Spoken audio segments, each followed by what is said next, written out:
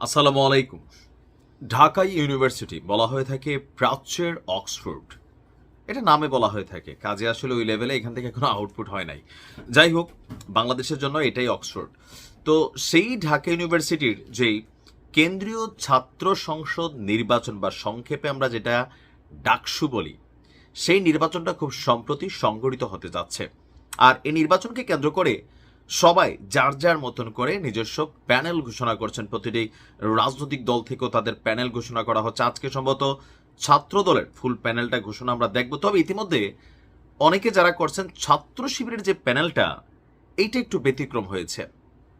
এখানে বেশ কিছু কৌশলী অবস্থান নেওয়া হয়েছে।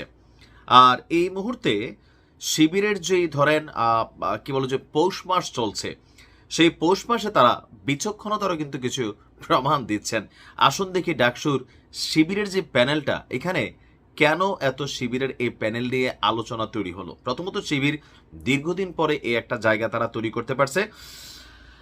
আর গতকালকে মনোনয়নপত্র সংগ্রহের শেষ দিনে ঢাবির স্যার নওয়াব আলী চৌধুরী সিনেট ভবনে এক সংবাদ সম্মেলন করে আপনার সংগঠনের কেন্দ্রীয় সাধারণ সম্পাদক নুরুল ইসলাম সাদ্দাম তিনি আপনার প্যানেলটা ঘোষণা করছেন। সেখানে আমরা দেখছি যে আলোচিত ব্যক্তিত্ব সাদিক কায়েম তিনি এই ডাকসুর সভাপতি পদে নির্বাচিত হয়েছেন। মানে কি বলছে, শিবিরের প্যানেল থেকে নির্বাচন করবেন সভাপতি পদে।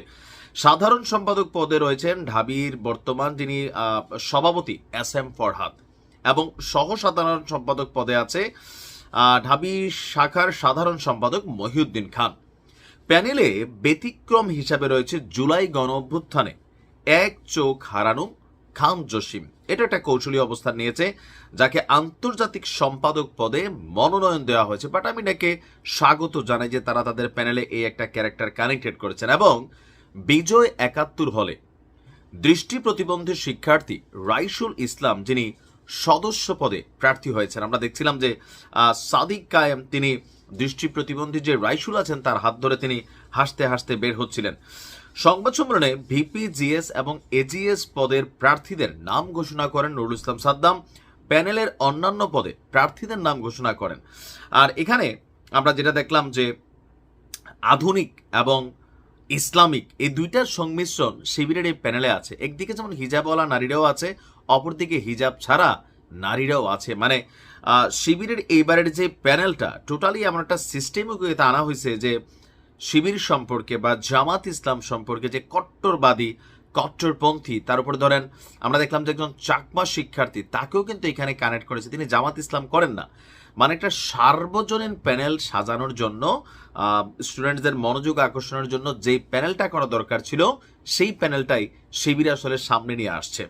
আর আমি বরাবরই বলি, আমাদের বাংলাদেশ আওয়ামী লীগ, ছাত্রলীগ, ছাত্রদল, অন্যান্য দলগুলোর মধ্যে শিবিরের সাথে একটা পার্থক্য আছে।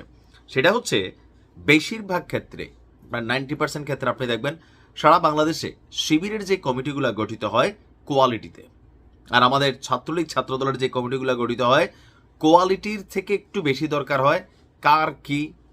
খুবই অল্প পোলা পায় না, একদম রুট লেভেল থেকে, গ্রাম থেকে আইসা তার কর্ম দিয়া, মেধা দিয়া, যোগ্যতা দিয়া এই দলগুলোর বড় বড় পদে বসার সক্ষমতা পান। বেশিরভাগ ক্ষেত্রে হ্যালো অথবা অমুকের অমুক তমুকের তমুক।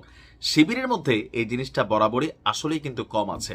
দেখেন, আমি শিবিরের সাপোর্টার না, বাট যেটা সত্য সেটা বলতে হবে। যার কারণে অনেকে আমারে জামাত ইসলামও বলেন, কমেন্টগুলো দেখলেই খেয়াল করবেন।